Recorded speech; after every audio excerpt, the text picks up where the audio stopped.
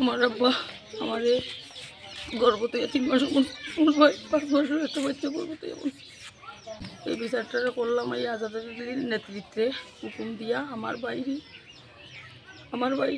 এই মার্ডারটা করেছে।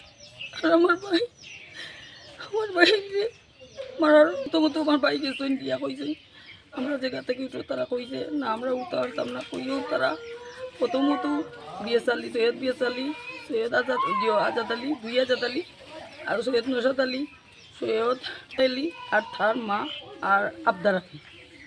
তখন তারা প্রথমে নেতৃত্ব দিছেন সৈয়দ আজাদ আলী ও মিয়াজানোর ফুয়া তাই দিয়া হুকুম দিছেন, দিয়া কইছেন ওগুলো মারো, তারা মারিয়া ফেলাও। তখন আমার ভাই ছোটো করে গেছেন, আমার মেম্বার ভাই হে চাল্লিশো, আমার ভাইও চাল্লিশো, তাই বাদ তাই খালি হাত দিতেও করতে। ওই সময় আবদারে কইছে ওগুলো মারো, আবদারের ভুগে তখন অস্ত্র দিচ্ছেন তো ইয়া আমার বাইরে আমার চোখের সামনে একটা বার মারছে আমার ভাই যে যাচ্ছে।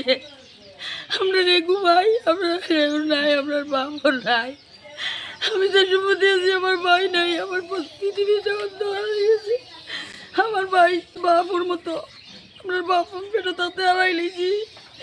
আমার বাইরে তারা আজাদ আলী, নৌশাদ আলী, বিএস আলী, জলফুক্কার, তারা চমক আলী, তারা যা আছে এই বাড়ির করিয়া তারা আওলাদের প্রতিটা মানুষ আমার বাইরে নৃশংসভাবে মারছই।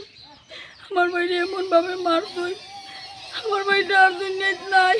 আমি একে ভাই আর বই, আমি এতিম। আমার ভাই যারা আমার দুনিয়াতে নাই। আমার ভাই 18 বছর বাদে এক বাচ্চা পাইছেন বিয়া করিয়া।